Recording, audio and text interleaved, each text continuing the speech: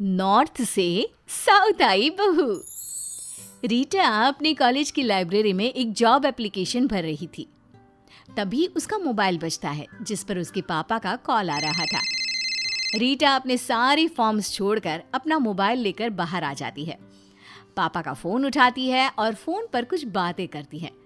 बातें करने के दौरान उसके चेहरे पर उदासी छाने लगती है। फिर वो अपना फोन कट करती है और लाइब्रेरी की तरफ देखती है, पर अंदर नहीं जाती। वो दौड़कर अपने हॉस्टल के कमरे में जाती है और बिस्तर पर लेटकर रोने लगती है। तब सपना, जो रीटा की सहेली थी, वो उससे पूछती है, रीटा, तुझे क्या हुआ? क्यों रो रही है? किसी ने कुछ कहा है क्या? रीटा ने कुछ जवाब नहीं दिया और फूट फूट कर रोने लगी। रीटा, बताना क्या हुआ? कहीं वैकेंसी खत्म हो गई क्या? तू तो जॉब अप्लाई करने गई थी, फिर वापस आकर रोने लगी। अरे परेशान मत हो, दूसरी कंपनी का फॉर्म भर दे। तेरे में टैलेंट की कोई कमी थोड़ी ना है। मुझे पता है हमारी रीटा का ऑफिसर बनने का सपना जरूर पूरा होगा। नहीं नहीं, मेरा कोई सपना पूरा नहीं होगा। मेरे नसीब में ऑफिसर बनना नहीं लिखा, बस चूल्हा चौका करना लिखा है। अरे क्या बोल रही है तू? किसी ने कुछ कहा है क्या? तू मुझे उसका नाम बता, बस अभी उसकी खबर लेती हूँ। किसकी हिम्मत हुई हमारी रीटा को कुछ कहने की? तेरे जैसी बुद्धिमान लड़की को कैसे कोई उल्टा सीधा बोल सकता है? सपना, किसी और ने नहीं, मेरे खुद के पापा ने कॉल किया था। ओह, तो अंकल जी गुस्से में कुछ बोल गए होंगे। अरे तुम इतनी दुखी क्यों हो रही हो? अब तुम मुझे साफ साफ बताओ, क्योंकि अब ना मेरा सर फटा जा रहा है। सपना, अगले महीने मेरी शादी है। पापा ने लड़का देख लिया है और उन्होंने शगुन का पैसा भी दे दिया है। अरे ऐसा भला कहीं होता है क्या? वो भी आज के जमाने में। अरे तू इतनी पढ़ी लिखी लड़की है, पापा की बातों में कैसे आ गई? उन्हें कह दे कि अभी शादी नहीं करनी, और शगुन का क्या है, सोच लेंगे कि दान में कुछ पैसे दे दिए। नहीं सपना, तुझे तो पता है हमारे नॉर्थ का कल्चर, जुबान की कीमत जान से भी ज्यादा होती है। पापा ने कहा कि शादी अगले महीने है, 1-2 दिन में वापस आ जाना, और लड़के वालों से कभी ये ना कहना कि मुझे नौकरी करने का शौक है। रीटा, रीटा, तुम जो कह रही हो ना, वो कैसे मान लूं मैं? तुम ना लड़की को जानती हो, ना ही कभी मिली हो। कैसा परिवार है, कितने लोग हैं, क्या करते हैं, क्या रहन सहन है। अरे कैसे एडजस्ट करोगी तुम? सबसे पहले तो मुझे ये समझ में नहीं आ रहा कि तुम मान कैसे गई ऐसी शादी के लिए। मान नहीं गई सपना, माँ बाप को बस ना नहीं कह पाई। उन्होंने कहा फैमिली साउथ में रहती है और लड़का इंजीनियर है, जॉइंट फैमिली है, बस। रीटा की बात सुनते ही सपना की आंखों में आंसू आ गए। दोनों एक दूसरे के गले मिलकर रोने लगी। थोड़ी देर बाद रीटा अपना बैग पैक करने लगी। दोनों दोस्त बातें करते करते सो गई। अगली सुबह रीटा अपना सामान लेकर हॉस्टल से बाहर आई। सपना और रीटा एक दूसरे को गले लगे और फिर रीटा ऑटो पकड़कर चली गई। लगभग 2 महीने बाद रीटा का मोबाइल बजता है। उसने देखा तो सपना का वीडियो कॉल आ रहा था। रीटा ने फोन उठाया। अपनी दोस्त को इतने महीनों बाद देखकर उसकी आंखों में आंसू भर गए। हाय मेरी जान, मेरी दोस्त रीटा, तू तो एकदम बदल सी गई है। ये सब क्या पहन रखा है? इतने सारे गहने, नाक में इतनी बड़ी रिंग, कानों में झुमका, मांग टीका, गजरा। बाप रे रीटा, तुझे दर्द नहीं होता ये सब पहनकर? कैसे संभालती है तो इन सब चीजों को? इतनी सारी ज्वेलरी, उफ। और बता, जीजू कैसे हैं? तेरे ससुराल में सब कैसे हैं? सपना, सपना तो बिल्कुल नहीं बदली, एक बार में सारे सवाल कर दिए। बताती हूँ तुझे सब कुछ। रीटा अपनी शादी के बाद की सारी चीजें बताने लगी। कैसे उसके ससुराल वालों ने उसका स्वागत किया, उसके साथ कैसा व्यवहार किया और उसके साथ क्या हुआ। शादी के कुछ दिनों तक तो सब ठीक था सपना। मैं अपने कमरे में ही रहती थी और घर के लोग खाना पीना सब कमरे में ही दे देते थे। थोड़े दिनों बाद मेरी सास ने मुझसे कहा कि अब घर का काम संभाल लेना, तो एक दिन मैं तैयार होकर नीचे गई।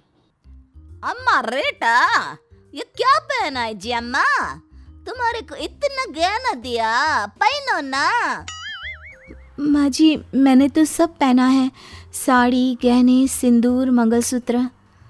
अम्मा नया अम्मा, मैं दिखाती तुमको पहनना किसको कहते जी। बड़ी बहू अम्मा, छोटी बहू अम्मा।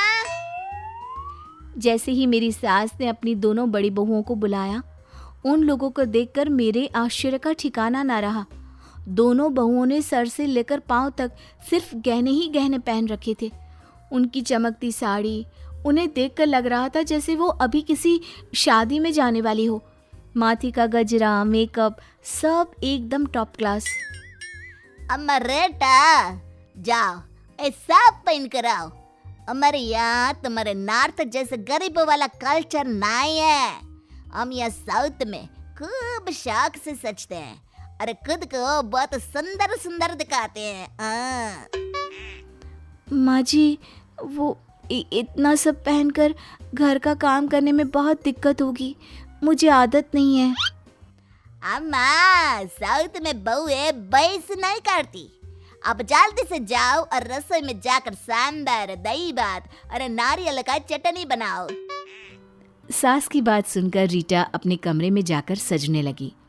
फिर वो अपनी दोस्त को फ़ोन करके बताने लगी कि कपड़ों की बातचीत के बाद क्या होता है। सपना, उसके बाद से मैंने वैसे कपड़े पहनने शुरू कर दिए। अब हर समय मैं ऐसे ही कढ़ाई की हुई साड़ी, गजरा और गहने पहनती हूँ।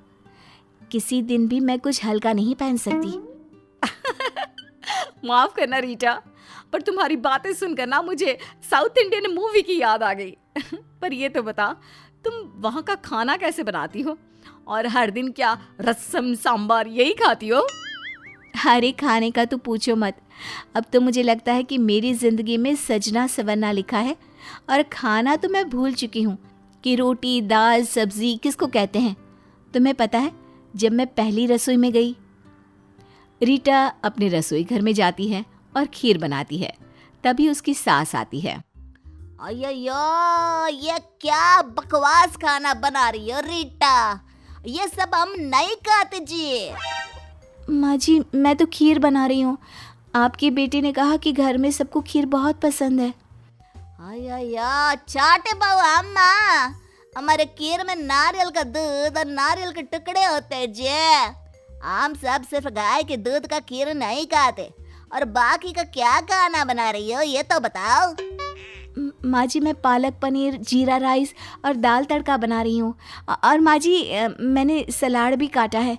आज मैंने सोचा कि पहला दिन है तो कुछ अच्छा खाना बना दूँ। रीटा की बात सुनकर उसकी दोनों जिठानियाँ और सास ठहाके लगाकर हंसने लगी, जैसे उसने कोई जोकर वाला काम कर दिया है। हंसते हंसते वो सब लोटपोट होने लगी। रीटा की आंखों में आंसू आ गए। अरे चाटे बहू अम्मा, ये सब खाना तुम्हारे नॉर्थ के लोगों के लिए है। जल्दी से सांभर, चटनी और लेमन राइस बना दो। आज सब लोग वही खाएंगे। पर माँ जी, मुझे ये सब बनाना नहीं आता। हमारे यहाँ पर खट्टा खाना नहीं खाते हैं। कहा था मैंने, अरे नहीं लाते नॉर्थ की बहू, पर मेरी किसी ने नहीं सुनी। अब बड़ी और मछली बहू, तुम दोनों इसको हमारा खाना बनाना सिखा दो। सास के कहने पर दोनों बड़ी बहू ने रीटा को खाना बनाना शुरू कर दिया। तीनों मिलकर किचन में काम करती हैं और सास वहां से चली जाती है। अब फोन पर सपना पूछती है। अच्छा रीटा, ये तो बता, कैसा बना तेरा सांबार, लेमन राइस और चटनी? ये तो तूने कभी बनाया ही नहीं था। फिर सबने खाना खाकर क्या कहा? तुझे सुनकर विश्वास नहीं होगा। जब मैंने सबको खाना परोसा, जब टेबल पर मैंने खाना लगाया, तो मेरी सास और मेरी जिठानियों ने खाना खाया और कहने लगी, सब कुछ तो ठीक है, पर अम्मा बहू, रसोई तो तुम बढ़िया कर लेती हो, पर सांभर में थोड़ी इमली और गिरती, नारियल की चटनी में खट्टा कम है, और लेमन राइस में लेमन भी और डालना अगली बार से। जी माँ जी। अब फोन पर सपना कहती है, अरे बाप रे, इमली, खट्टा और नींबू, ये सब सुनकर मेरे दांत खट्टे हो गए। पर तेरी कहानी किसी सिनेमा से कम नहीं है। अच्छा ये बता, अगर तुझसे कोई पूछता है कि शादी के बाद कैसा लग रहा है तो तू क्या कहती है? शादी के बाद से मुझे सब खट्टा लग रहा है।